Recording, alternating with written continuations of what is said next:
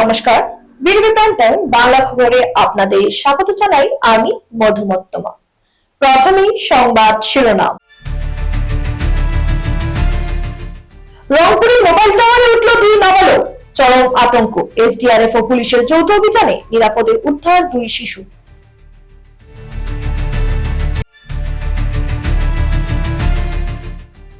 শিলিগুড়িতে দুর্ঘটনার ক্ষতিপূরণের দাবিতে হুমকি অটোচালককে, মানসিক চাপে আত্মহত্যার চেষ্টা, আইসিইউতে চিকিৎসাধীন। শিক্ষানীতির এক গুরুত্বপূর্ণ বিষয়কে কেন্দ্র করে শিলচরে অনুষ্ঠিত হলো এক একাডেমিক কর্মসূচি। গুরুচরণ বিশ্ববিদ্যালয়ের উদ্যোগে আয়োজিত হয় রবিজিৎ চৌধুরী স্মারক বক্তৃতা। এবার যাচ্ছি বিস্তারিত খবরে।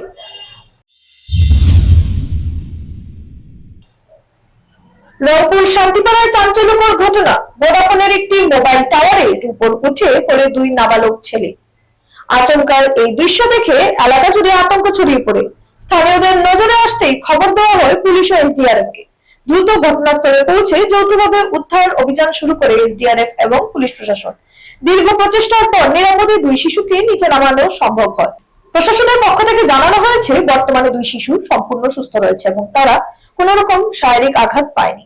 তবে তারা কি কারণে ভোরবেলায় মোবাইল টাওয়ারে উঠে পড়েছিল তা এখনো স্পষ্ট নয়। বিষয়টি খতিয়ে দেখা হচ্ছে। ঘটনাস্থলে ভিড় জমে যায় এবং উদ্ধার কাজ শেষ না হওয়া পর্যন্ত এলাকায় চরম উত্তেজনা বিরাজ করেছে। প্রশাসনের তৎপরতায় বড়সড় দুর্ঘটনা এড়ানো সম্ভব হয়েছে বলে জানিয়েছেন স্থানীয় বাসিন্দারা। ওই এয়ারটেলের টাওয়ারে সিঁড়ি দিয়ে করতে করতে একবারে টপে চলে গেছে। তারপরে লোকাল লোকরা আমাকে জানিয়েছেন, বিশেষ করে আমার বিশু রায় মহাশয় জানিয়েছেন। জানার পরে আমি ওই সঙ্গে সঙ্গে এসপিকে জানানো হয়েছে। তারপরে এনডিআরএফ পার্টি এসছে। আসার পরে ওনারা বিভিন্ন প্রসেস করে প্লাস এসপি অফিস থেকে মুভমেন্ট নিয়েছেন এসপি, এবং টোটাল টিম আসার পর এইমাত্র জাস্ট ওদেরকে রেস্কিউ করা হয়েছে। বাচ্চা দুটো টেম্পোরারি মানে মেন্টালি হয়ে গেছে, মেডিকেলে নিয়ে গেছে স্বাস্থ্য পরীক্ষার জন্য। আর এটা আমি এখানে দেখেছি এয়ারটেলের তাদের সেফটি যেটা থাকা দরকার এটা নেই, যার ফলস্বরূপ এখানে এসে বিকেলবেলা আড্ডাও বসায়, ড্রাগস সেবন হয়। আর রংপুরের এই এলাকাটা বেশ অনেক দিন ধরে আমি কমপ্লেনে পাচ্ছিলাম। এখানে স্থানীয়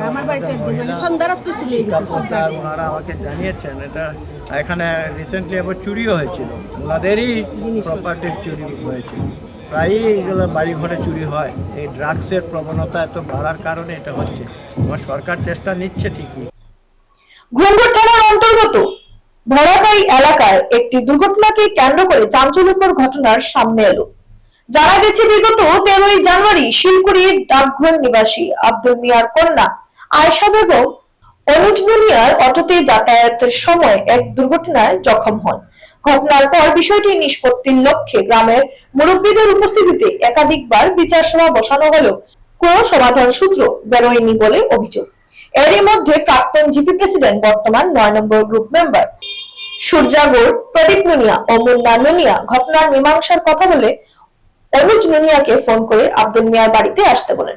অভিযোগ অনুযায়ী অনুজ নুনিয়া ভোরাকায় স্থিত আব্দুল মিয়ার বাড়িতে গেলে সেখানে আব্দুল মিয়া সহ উল্লেখিত 3 ব্যক্তি জোরপূর্বক তাকে ঘরের ভিতরে ঢুকিয়ে ক্ষতিপূরণ বাবদ 1 লক্ষ টাকা দাবি করেন। এমনকি টাকা দিতে অক্ষম হলে প্রাণনাশের হুমকিও দেওয়া হয় বলে অভিযোগ ওঠে। এই ঘটনায় মানসিকভাবে ভেঙে পড়েন অনুজ নুনিয়া। পরবর্তীতে বাড়ি ফিরে চরম ভয় ও আতঙ্কে ঘরের পেছনের একটি গাছে ফাঁস দিয়ে আত্মহত্যার চেষ্টা করেন তিনি। ঠিক সেই সময় রেখা নুনিয়া বিষয়টি দেখতে পেয়ে চিৎকার করলে আশেপাশের লোকজন ছুটে এসে তাকে উদ্ধার করে ও দ্রুত শিলচর মেডিকেল কলেজ ও হাসপাতালে ভর্তি করে। বর্তমানে অনুজ নুনিয়া শিলচর মেডিকেল কলেজ হাসপাতালের আইসিইউতে চিকিৎসাধীন বলে জানা গেছে। এদিকে ঘটনার পরিপ্রেক্ষিতে দোষীদের বিরুদ্ধে উপযুক্ত আইনি ব্যবস্থা গ্রহণের দাবিতে প্রশাসনের দ্বারস্থ হয়েছেন রুবি নুনিয়া। তিনি ঘুঙুর থানায় একটি লিখিত এফআইআর দায়ের করেছেন। ঘটনাটি ঘিরে এলাকায় তীব্র উত্তেজনা বিরাজ করছে। পুলিশ গোটা বিষয়টি খতিয়ে দেখছে এবং তদন্ত প্রক্রিয়া চলছে। আজকে আমাদের হেল্প করছে সূর্যাগর আর প্রদীপ নুনিয়া। আজকে হ্যারাসমেন্ট করার পরে আমার ভাই সুসাইড করছে। সুসাইড করার পরে এখন আজকে মেডিকেল ওখানে লইয়া আইসি। আজকে সকালে এরকম ঘটনা হয়েছে, তারা কেস দিছিল আমার ভাইয়ের উপরে। কেস দেওয়ার পরে অ্যাক্সিডেন্ট কেস করিয়া তারা ব্ল্যাকমেল করছে আমরা। ব্ল্যাকমেল করার পরে কইছে কি যে তোমরা তো কিডন্যাপ করছো। কিডন্যাপ করার পরে আমরা বইবার কথা কইছি। আমরা কইছি ঠিক আছে আমরা বইমু আজকে কালকে করতে করতে আজকে 7 দিন হইতেছে। আজকে সকালে আমার ভাইরে একলা লইয়া তারা হ্যারাসমেন্ট করছে। কইছে 1-2 লাখ টাকা দেও, নাইলে কেস উঠাইতাম না আর তোমার কিডন্যাপে কেসে ফাঁসাইব। এরকম করিয়া তারা ভিডিও করিয়া ছাড়ছে। কতদিন পরে সিএম যেদিন আসলো এদিন তারা ছাড়ছে ভিডিও করিয়া যে এই ছেলেটা কিডন্যাপ আছে। কিডন্যাপ করিয়া আমরা বলছি ঠিক আছে আমার ভাই যদি কিডন্যাপ আছে তো চলো আমরা বইমু। বইয়া এরা মাত কথা শেষ করছে না। কালকে এরকম আমরা গেছি মেয়েলু বিকালে 7-8টার সময় তার ঘরে গেছে সুজাগর করছে কি এই বিচার হইতো না, কিছু হইতো না। আমরা ঝমকি করছে আমরা 4 জনের বিচার হইব। 4 জনের বিচার হইব। আমার ঘরে জায়গা নাই আর এখানে কোনো এমন প্রথম থাকে যে 4 জন আছে, এই 4 জন আইব। এই কি জাতি কি ধরনের বিচার? এই করিয়া আমার ভাই আজকে সুসাইড করছে। এখন মেডিকেল লইয়া আইছি। আজকে কি জানি কি হইব কি না। সূর্যাগর আর অর্জুন প্রদীপ নুনিয়া এইসব করছে। প্রদীপের ডাকছেন আর মুন্না নুনিয়া কিরকম মানে মুন্না নুনিয়া শিলকুড়ি মুন্না নুনিয়া ধরমখাল রুটে তার বাসা। 22শে জানুয়ারি দুপুর 12টায় গুরুচরণ বিশ্ববিদ্যালয় অডিটোরিয়ামে গুরুচরণ বিশ্ববিদ্যালয়ের উদ্যোগে আয়োজিত হয় রবিজিৎ চৌধুরীর স্মারক বক্তৃতা। এই স্মারক বক্তৃতার মূল বিষয় ছিল জাতীয় শিক্ষানীতির 3 ভাষা নীতি, এগিয়ে যাওয়ার পথ কি। অনুষ্ঠানের প্রধান বক্তা হিসেবে উপস্থিত ছিলেন অসম সরকারের মাননীয় শিক্ষামন্ত্রী ডক্টর রনোজ পেগু। নিজের বক্তব্যে তিনি জাতীয় শিক্ষানীতির 3 ভাষা নীতি, তার প্রাসঙ্গিকতা এবং ভবিষ্যৎ বাস্তবায়ন সংক্রান্ত বিভিন্ন গুরুত্বপূর্ণ দিক বিস্তারিতভাবে তুলে ধরেন। অনুষ্ঠানে বিশেষ অতিথি হিসেবে উপস্থিত ছিলেন গুরুচরণ বিশ্ববিদ্যালয়ের উপাচার্য অধ্যাপক নিরঞ্জন রায়। 3 ভাষা ও শিক্ষানীতির ভারসাম্য রক্ষার গুরুত্বের উপর আলোকপাত করেন। শিক্ষা ও ভাষানীতির মতো গুরুত্বপূর্ণ বিষয়ে এই আলোচনা শিক্ষার্থী, শিক্ষক এবং শিক্ষানীতির সঙ্গে যুক্ত সকল মহলের কাছে অত্যন্ত তাৎপর্যপূর্ণ বলে মনে করেছেন সংশ্লিষ্টরা। In comparison to his or her counterparts in Europe or America, European American students from class 1 to higher education, they follow only one track, one language. They speak only one language. But India, for Indian students, the society is such, the ecosystem in the educational institution is such that Indian students are by default multilingual, and that is why Indian students are very much talked about outside in Europe and America, that their 21st century skill, particularly in respect of creative thinking, critical thinking, problem solving, Indian students are better than the European or American students. Assam বিশ্ববিদ্যালয়ের প্রতিষ্ঠা ইতিহাস অবশেষে আনুষ্ঠানিকভাবে গ্রন্থবদ্ধ হলো। 1994 সালের 21শে জানুয়ারি তৎকালীন প্রধানমন্ত্রী PV Narasimha রাওয়ের হাত ধরে যাত্রা শুরু করলেও দীর্ঘ 31 বছর ধরে এই বিশ্ববিদ্যালয়ের কোনো প্রামাণ্য ইতিহাস গ্রন্থ প্রকাশিত হয়নি। অজ্ঞাত কারণে এই গুরুত্বপূর্ণ অধ্যায় লিপিবদ্ধ না হওয়ার দীর্ঘদিন সমালোচনা চলছিল। সেই শূন্যতা পূরণ করলেন লেখক সাংবাদিক বিকাশ চক্রবর্তী। তার দীর্ঘ গবেষণার ফসল আসাম বিশ্ববিদ্যালয়ের প্রতিষ্ঠার ইতিবৃত্ত। বইটি প্রকাশ করেছে বরাকের নতুন দিগন্ত প্রকাশনী। বুধবার বিকেলে শিলচরের ইলোরা হোটেলের হেরিটেজ হলে এক অনাড়ম্বর অনুষ্ঠানে বইটির আনুষ্ঠানিক মোড়ক উন্মোচন হয়।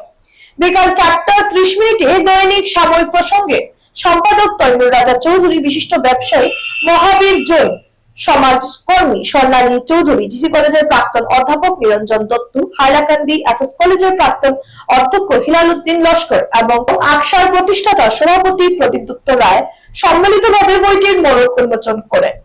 পুরো অনুষ্ঠানটি সঞ্চালনা করেন বরাকের নতুন দিগন্ত প্রকাশনীর স্বত্বাধিকারী কবি লেখিকা মিতা দাস পুরখাইস্ত। লেখক বিকাশ চক্রবর্তী জানান, এই বইটি আসাম বিশ্ববিদ্যালয়ের প্রতিষ্ঠাকালের অজানা অধ্যায়গুলো আলোকিত করবে। দীর্ঘদিনের গবেষণার ফল এটি। উপস্থিত বিশিষ্টজনেরা বইটিকে বরাক উপত্যকার শিক্ষা ইতিহাসের এক গুরুত্বপূর্ণ দলিল হিসেবে উল্লেখ করে লেখকের এই প্রয়াসের ভূয়সী প্রশংসা করেন। পৃথিবীর সমস্ত বিশ্ববিদ্যালয়ে আপনারা গুগলে সার্চ করে দেখবেন, সমস্ত বিশ্ববিদ্যালয়ে তার নিজস্ব ইতিহাস, কিভাবে বিশ্ববিদ্যালয় প্রতিষ্ঠা হয়েছে সেই ইতিহাস লেখা থাকে এবং সেটা একটা বই হয় এবং সেটা ফাউন্ডেশন কোর্সে পড়ানো হয়, 10-15 মার্কের থাকে। পৃথিবীর একমাত্র বিশ্ববিদ্যালয় আসাম বিশ্ববিদ্যালয়, যার কোনো নিজস্ব ইতিহাস নেই। এর চেয়ে লজ্জা আর কি হতে পারে? আসাম বিশ্ববিদ্যালয়ের কাছে আমি বলবো যে আপনারা ক্ষমা চান বরাকবাসীর কাছে। এটা বরাকবাসীকে অপমান করা হলো। বর্তমান প্রজন্ম অনেকেই জানে না যে বিশ্ববিদ্যালয় কি করে এসছে। আপনারা দেখবেন ভাষা আন্দোলনের 1961 ভাষা আন্দোলনের পর 1980 দশকে এই ছাত্র আন্দোলন, বিশ্ববিদ্যালয় আন্দোলন হয়েছিল, তারপরে আর কোনো আন্দোলন নেই। আমি 61 ভাষা আন্দোলন থেকে আমার তখন ক্লাস 6-এ পড়ি, সেই বই পড়ে আমি যে প্রেরণা পেয়েছিলাম, সেই প্রেরণা থেকে আমি বিশ্ববিদ্যালয় আন্দোলনের নেতৃত্ব দিয়েছি। কিন্তু আমাদের আন্দোলন থেকে ভবিষ্যতে আজকে বড়কে কত সমস্যা, এই সমস্যা নিয়ে কোনো আন্দোলন নেই। তার কারণ কি? যুব সমাজ, ছাত্র সমাজ আজ অন্ধকারে, তারা জানে না বড়কের ইতিহাস, তারা জানে না ভাষা আন্দোলনের ইতিহাস, বিশ্ববিদ্যালয় আন্দোলনের ইতিহাস। যে কারণে আজকে বরাক উপত্যকায় কোনো আন্দোলন নেই। বরাক উপত্যকার মানুষ বঞ্চিত, লাঞ্ছিত সমস্ত দিকে। আমাদের 4 লক্ষ রেজিস্টার আনএমপ্লয়েড, একটি ছেলের চাকরি নেই। আগামী আসাম বিধানসভা নির্বাচনে সরাই সমষ্টি থেকে অগপর টিকিট দাবি করে সংখ্যালঘু পরিষদের জেলা কেন্দ্রীয় সম্পাদক আব্দুল কাইম মজুমদার বুধবার বিকেলে তার বায়োডাটা জমা দিয়েছেন। অগপ কেন্দ্রীয় কমিটির সাধারণ সম্পাদক KH বিমলেন্দু সিংহের হাতে জমা এই বায়োডাটা দিয়ে তিনি নিজেকে শক্ত দাবিদার হিসেবে প্রতিষ্ঠিত করেছেন। বিগত 10 বছর ধরে অগপের বিভিন্ন পদে নিষ্ঠার সঙ্গে কাজ করে সোনাইয়ের ভূমিপুত্র হিসেবে স্থানীয় সমস্যার প্রতিবাদ করেছি। এবার সোনাইয়ের জনগণ আমাকে মিত্র জোটের প্রার্থী চায় বললেন আব্দুল কাইয়ুম। তিনি আশাবাদী যে অগপ এখানে প্রার্থী দেবে এবং টিকিট পেলে কংগ্রেস AIDF এর দুর্নীতি থেকে সোনাইকে উন্নয়ন পথে নিয়ে যাবেন। তার সঙ্গে ছিলেন শাহাবুদ্দিন মজুমদার, আনোয়ার হোসেন লস্কর সহ অগপ নেতারা।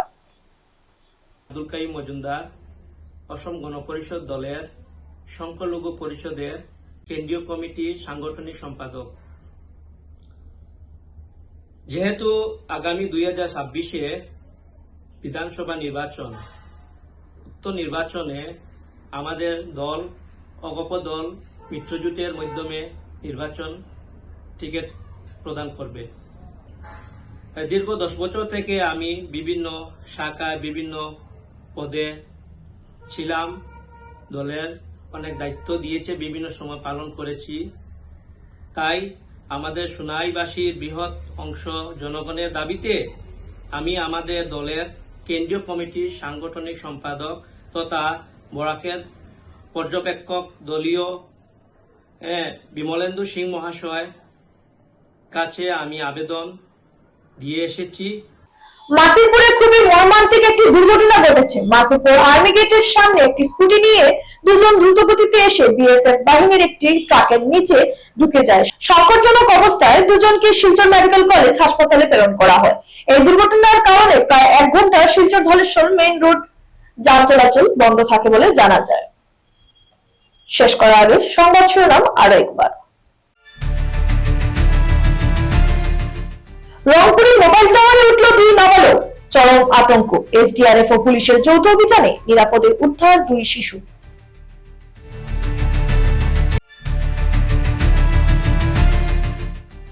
শিলিগুড়িতে দুর্ঘটনার ক্ষতিপূরণের দাবিতে হুমকি অটো চালককে, মানসিক চাপে আত্মহত্যার চেষ্টা, ICUতে চিকিৎসাধীন।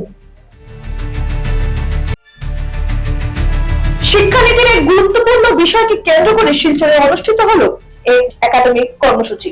গুরুচরণ বিশ্ববিদ্যালয়ের উদ্যোগে আয়োজিত হয় রবিজিৎ চৌধুরী স্মারক বক্তৃতা। ভিডিও টাইম বাংলা খবর আজ এ পর্যন্তই। নমস্কার।